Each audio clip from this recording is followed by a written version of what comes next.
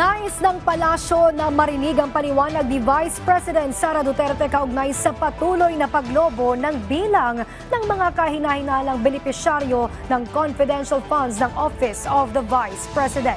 Matatandaang ibinunyag noon ni House Deputy Majority Leader Paulo Ortega V na may panibagong mga pangalang lumitaw sa pagsisiyasat ng Kongreso na tinawag niyang Team Amoy Asim.